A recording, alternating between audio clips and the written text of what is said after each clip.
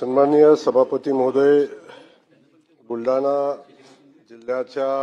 जिल्ह्यामध्ये शाळांची पटसंख्या कमी झाली म्हणून काही शिक्षकांच्यावर कारवाई झाली म्हणून ही लक्षवेधी सन्माननीय सदस्यांनी या ठिकाणी उपस्थित केलेली आहे। सन्माननीय सदस्यांची याचा अभ्यास आहे, प्रशासकीय सेवेमध्ये काम केलेलं आहे आणि ते काम करत असताना कुणाची काय जबाबदारी आहे याच्या संदर्भात इत्यंभूत माहिती सदस्य महोदयांना आहे। आणि आता जेव्हा ही लक्षवेधी समोर आलेली आहे तेव्हा या लक्षवेधी समोर येत असताना थोडीशी पार्श्वभूमी सांगतो, तुमचं उत्तर देतो। सभापती महोदय, या ज्या शिक्षकांच्यावर निलंबन केलेलं आहे, ज्या शिक्षकांचं, त्या शिक्षक एकतर 10 वर्ष, 12 वर्ष, 8 वर्ष, 9 वर्ष त्या शाळेमध्ये शिक्षण करतात। आता एक तुम्हाला सांगतो, बुलढाणामधली सागवन शाळेचं नाव आहे, सागवन। शिक्षक आहे बळीराम तायडे, प्रशांत खोचने आणि शिल्पा मोकळे। 18 साली त्यांची नेमणूक झाली, 23 साली नेमणूक झाली। संच मान्यता 3 पदांची तिथं आहे, तिन्ही पदं भरलेली आहेत। 2020-21 चा पट आहे 77, 2021-22 चा पट आहे 70, 22-23 चा पट आहे 60, 23-24 चा पट आहे 23 आणि 24-25 चा पट आहे 4। मला अशी अनेक शाळा आहेत। बुलढाण्यातली भादोलवाडी शाळा आहे, याचा 20-21 ला पट आहे 12, 21-22 ला 26, 22-23 ला 23, 23-24 ला 17 आणि 24-25 ला 6।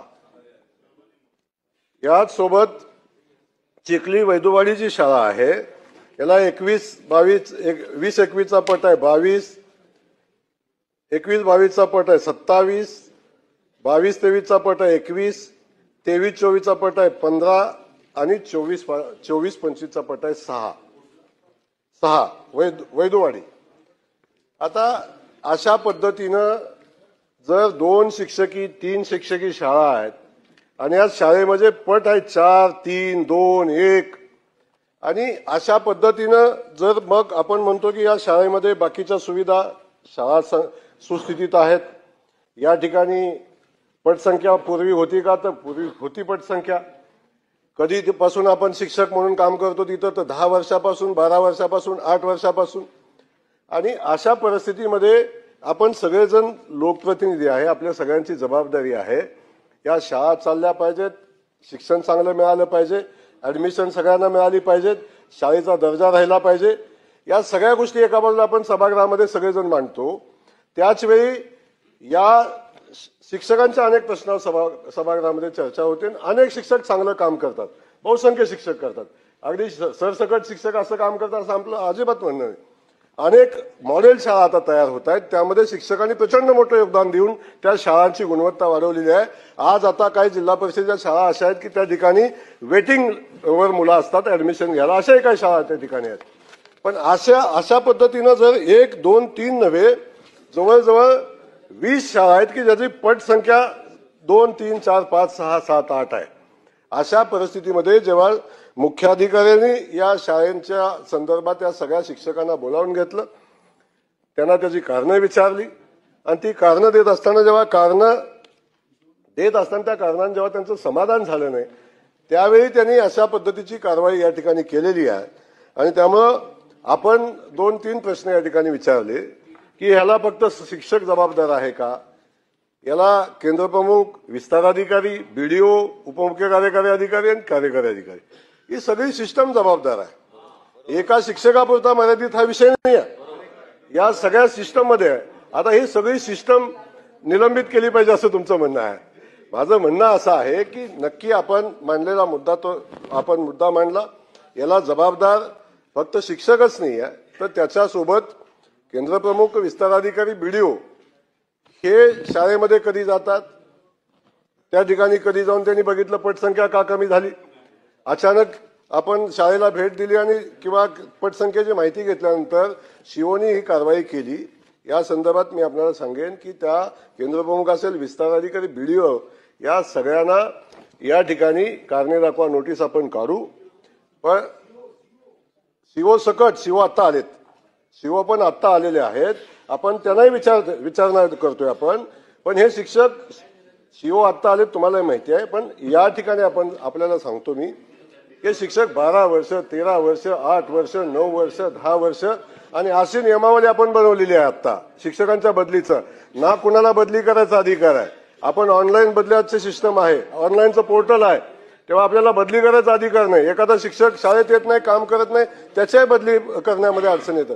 पण माझं या निमित्तानं सांगणं आहे की त्या सगळ्यांना आपण या संदर्भात कारणे दाखवा नोटीस काढू, त्यांची आपण चौकशी करू या अधिकाऱ्यांची. आणि त्यासोबत व्यवस्थापन समिती आहे. आता व्यवस्थापन जी समिती आहे ही समिती आता जर शाळेमध्ये पालकांची समिती असते, आता जर शाळेत 3च मुलं आहेत 2च मुलं आहेत, आता ही समिती किती लोकांची आहे? या सगळ्या गोष्टीचा विचार आपण करून समिती बरखास्त करणं हा याचा उपाय नाही आहे. आपण या संदर्भात या शिक्षकांना सीओनी सांगितलं की याची पटसंख्या वाढवण्यासाठी तुम्ही काय करताय. यांना मुख्यालयात बोलवून घेतलंय आणि मुख्यालयात त्यांना हजर राहायला सांगितलं आणि ही पटसंख्या वाढवण्यासाठी तुम्ही किती दिवसात कारवाई करताय अशा पद्धतीचं सूचना त्यावेळी सन्माननीय मुख्य कार्यकारी अधिकाऱ्यांनी दिल्या. आणि त्या सूचना दिल्यानंतर मला सांगा, आता 8-15 दिवस झालं निलंबन त्यांचं झालं. आता या सगळ्या शाळांची मिळून पटसंख्या होती 83, 20 शाळांची. शिक्षकांची संख्या आपण सस्पेंड केलेल्या शिक्षकांची संख्या 30 आहे. मग विद्यार्थ्यांची संख्या याचा विषय घेतला तर आपण सगळ्या सदस्यांना माझी विनंती आहे, आपण कधीतरी याबाबतीत गंभीर झालं पाहिजे. आपण याचा विचारही केला पाहिजे. आपण फक्त शिक्षक निलंबित का झाले आणि दुसऱ्यावर कारवाई झाली पाहिजे एवढ्यापुरता मर्यादित हा विषय नाही. हा विषय खूप गंभीरतेने घेण्याचा विषय आहे. त्यामुळे आपल्याला माझी विनंती सभागृहाला या निमित्तानं आहे, आता जेव्हा त्यांना निलंबित केलं, मुख्यालयात बोलवून घेतलं, पटसंख्या 25 वाढली. पटसंख्या त्यांना उद्दिष्ट दिलं, तुम्ही पटसंख्या वाढवण्यासाठी काय करताय. आता 25 पटसंख्या वाढली 15 दिवसामध्ये. मग या परिस्थितीमध्ये याची चौकशी झाली पाहिजे की इथली पटसंख्या कमी होत असताना गावातली लोक विस्थापित झालेत का, विद्यार्थी विस्थापित झालेले आहेत का, तर गाव तिथंच आहे, गावातली मुलं तिथंच आहेत, मग मुलं कुठं जात आहेत, या संदर्भात खासगी शाळांना यांच्याकडून काही मदत होते का, या सगळ्या गोष्टीची चौकशी होणे या निमित्तानं अपेक्षित आहे. म्हणून संबंधितांच्यावर केलेली कारवाई आहे ती मला वाटतं आपण या सकारात्मक घेतली पाहिजे. आणि आपण आपली भूमिका मांडत असताना शेवटी आपण आपल्या मुलांचाही विचार या निमित्तानं केला पाहिजे. त्यामुळं सन्माननीय सदस्यांना मी या निमित्तानं सांगेन, या ठिकाणी मी सांगेन की आपण या सगळ्या गोष्टी सकारात्मक घ्याव्यात आणि याच्यावर कधीतरी मार्ग काढण्यासारखी परिस्थिती आपल्याला निर्माण करावी लागेल.